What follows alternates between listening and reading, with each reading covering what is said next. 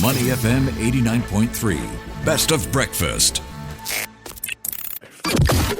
Mind your business. Only on Money FM 89.3.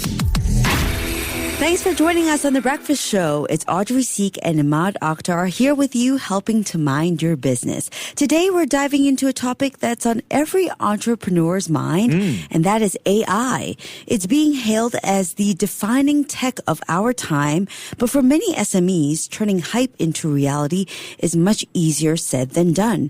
A recent global survey found that while more than 80% of firms are piloting AI projects, only about 15% see them succeed at scale. Yeah, this is especially urgent in Singapore, where SMEs make up 99% of businesses and employ over 70% of workers. So the question is, how can smaller companies, often strapped for resources, adopt AI responsibly and sustainably? We are about to find out through Percy Hung. He's the co-founder of Choco Up. Good morning, Percy. Good morning, Ahmad and Audrey. Thanks for having me here. It's great to have you on. All right, so let's start broad before we zoom in. Singapore's SMEs make up a bulk of our businesses, but many are still cautious about jumping on the AI bandwagon.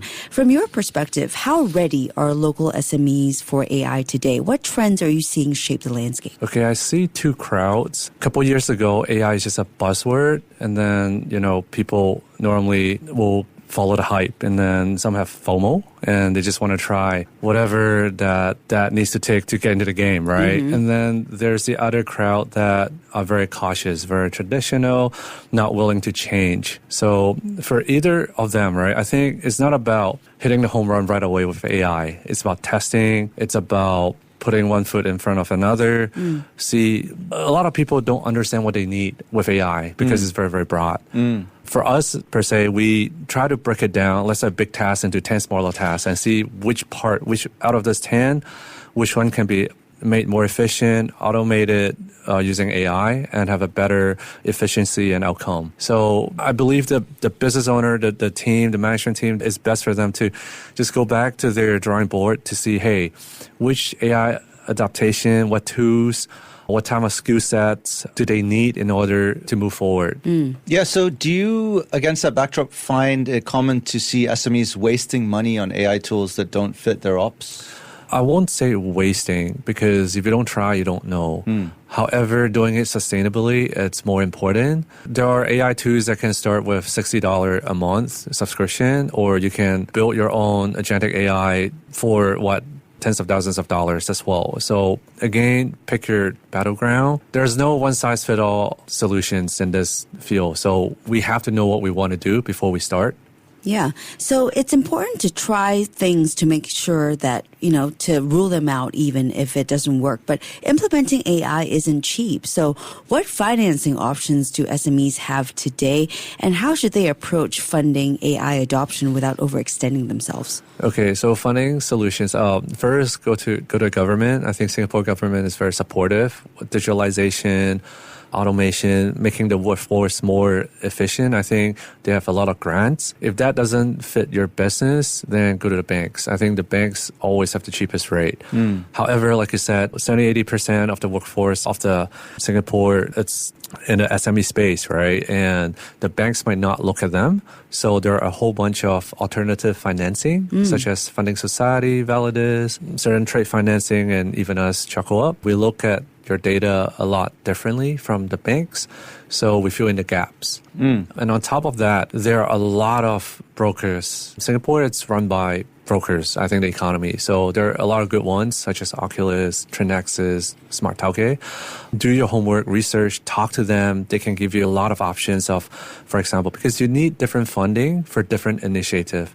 Just like, why do we have car loan, mortgages, credit card, personal loans? It's the same for businesses. You use different type of financing for different purpose for your business. So for AI, because this is still somewhat a new thing, so best to do your homework, talk to people, find out a bit more about which financing options suit you best before you jump in. All right, let's talk a little bit about how Choco Up helps SMEs. So walk us through the process of an SME coming to you asking for some help with regards to its funding or what have you. and how you help them remedy that.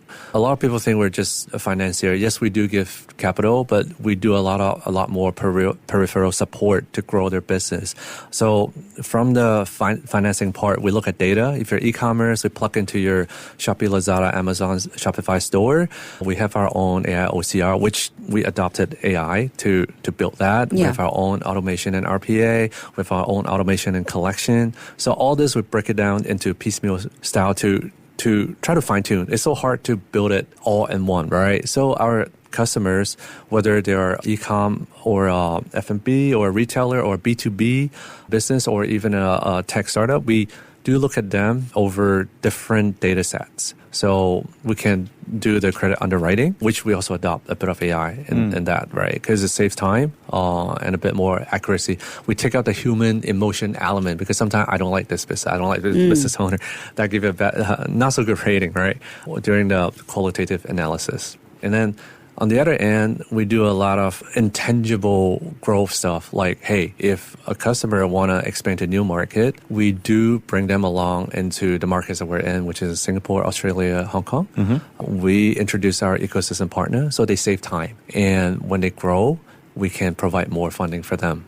Yeah. Okay, so you talked about different kinds of SMEs there, F&B and tech and what have you.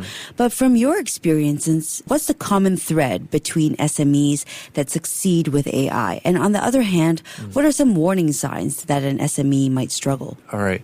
I'll just give a few examples. First, the nature of the business, if you're to C versus your to B is very, very different. So, for example, we have local brand, well-known brand called Cheek. They got acquired by Love Bonito.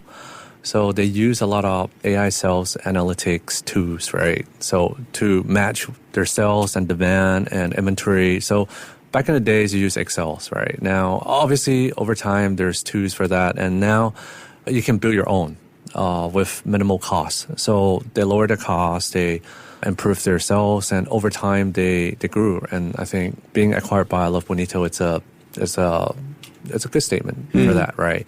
And then we have some B2B customer partners such as Grain, our homegrown online food platform. And the founder Sung, he also developed another all-in-one omni-channel for restaurant and retailer called Atlas.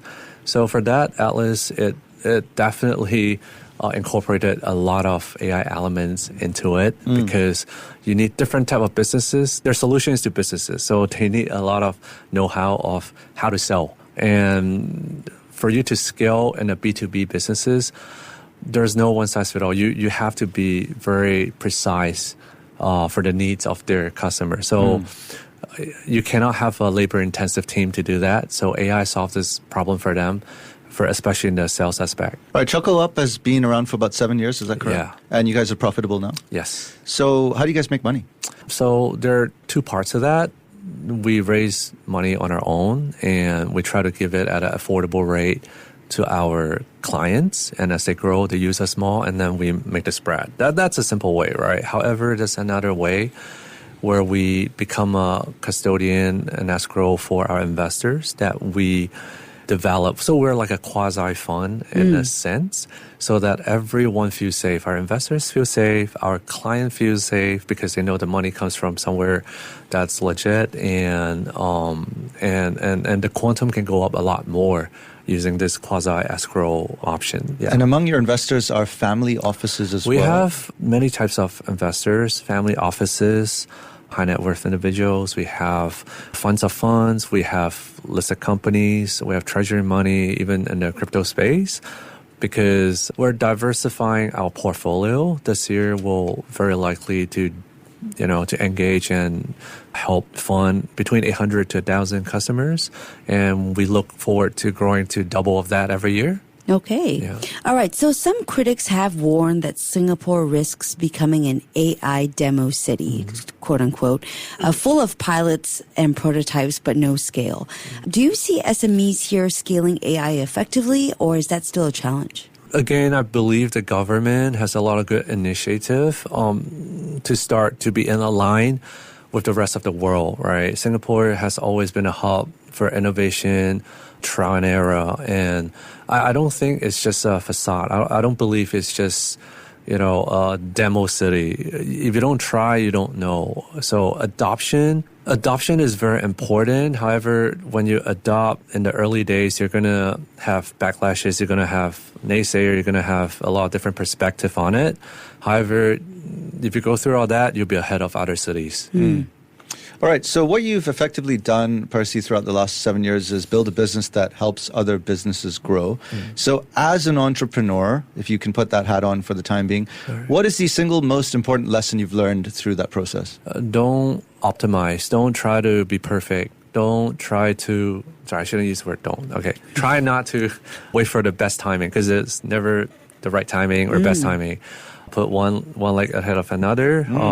Because if everything is, go according to your plan on the paper that you wrote down, then everyone will be very successful already. Yeah. But it's those who really took the first step, even though you know that it might not be the best step. That's the way to go. And same for the AI initiative here. All right. Well, it's clear that with the right strategy, SMEs in Singapore can not only pilot AI, but actually make it scale to drive meaningful growth. Thank you so much for sharing your insights, Percy, and for joining us this morning. No, thank you for having me. You're very welcome. Have a great day. That was Percy Hung, co-founder of Choco Up, and you are listening to Money FM 89.3. Money FM 89.3.